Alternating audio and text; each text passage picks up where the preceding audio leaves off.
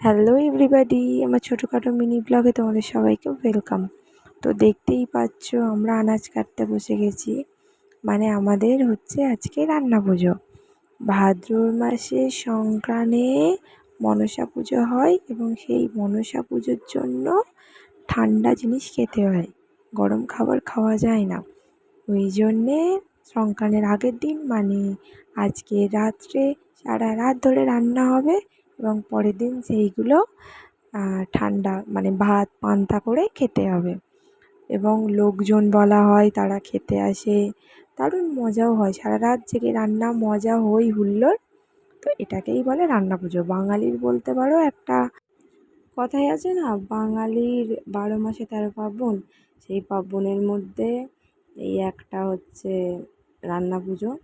এবং সারাদিন মজা হই হুল্লোড় করে রান্না করাও হয়। পরের দিনে কিছু আত্মীয় স্বজন কুটুমদের নিমন্ত্রণ করা হয়, তাদেরকে খাওয়ানো হয়।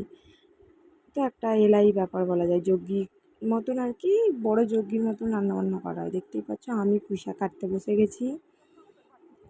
আনাজ ফানাজ এইদিকে দেখো, ভাজাভুজির আনাজ সবই কোটা হয়ে গেছে।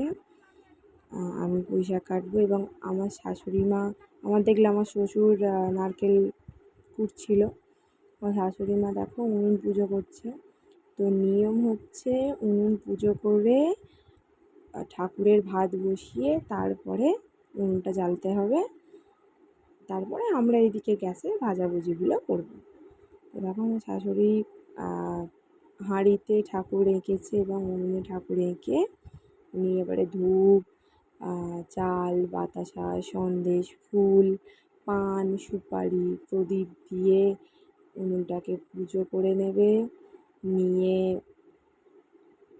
আরও কী সব কী বলতে হয় নিয়ম, সেটা এখনও জানিনি। বাড়ির গিন্নি উনি এখন পুজো করে। যখন আমাদের হাতে আসবে তখন আর কি জানতে পারবো যে কী মন্ত্র বলতে হয় না বলতে হয়। তো নতুন কাপড় পরে উনি তবে যে পুজো করবে উনুন, আমাদের নিয়ম আছে তিনি সারাদিন ভাত খাবে না।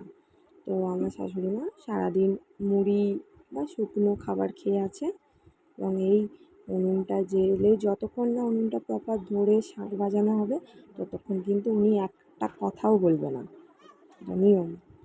তো দেখো উনি উনুনটা জ্বেলে তারপরে শাঁখ বাজিয়ে তবে আমাদেরকে অনুমতি দেবে এদিকে গ্যাস জ্বালার। আমরা তবে গ্যাসটা জ্বেলে মাছ, সবজি এসব ভাজা আরম্ভ করব। দেখো আমাদের অলরেডি কটা জ্বলছে, দেখো একটা উনুন, একটা গ্যাস ওভেন, মানে দুটো দুদিকে করা, এদিকে প্লাস একটা বড় ওভেন জ্বলছে। কারণ লোকজনও তো বলা হয়েছে অনেক, সেই জন্য রান্নাবান্নাও অনেক। রাত 1:30 বাজে, এক হাঁড়ি ভাত হয়ে গেছে আর এক হাঁড়ি বড় হাঁড়ির ভাত হচ্ছে, এসবে বসানো হচ্ছে। তাই রান্নাবান্না কমপ্লিটই হয়ে গেছে। 1:30 বাজে যেহেতু পায়েস হচ্ছে, মানে সবই হয়ে গেছে। ভাজা, মাছ ভাজা, ভাত, পায়েস, চাটনি, নারকোলের ছাই, ডাল, শুধু বাকি আছে পুঁই শাক আর এই একটা হাঁড়ি বড় হাঁড়ি ভাত হলেই রান্না মোটামুটি কমপ্লিট হয়ে যাবে। আলু ভাজা, পটল ভাজা, নারকোল ভাজা, বেগুন ভাজা, ঢ্যাঁড়স ভাজা, চিচিঙে ভাজা, বটবটি ভাজা, কলা ভাজা, ঝিঙে ভাজা, উচ্ছে ভাজা, মাছ ভাজা, এই হচ্ছে চাটনি, এখানে আছে 2 হাঁড়ি ভাত প্লাস পায়েসটা হলো পায়েস। দেখতেই পাচ্ছ রাত 2:30 বেজে গেছে, রান্নাবান্না আমাদের প্রায় কমপ্লিট। তো আজকে এতটুকুই, কালকে কি করছি না করছি পরের ব্লগে দেখা হচ্ছে। ততক্ষণের জন্য টাটা বাই, সবাই ভালো থাকবে, লাইক কমেন্ট শেয়ার করতে ভুলবে।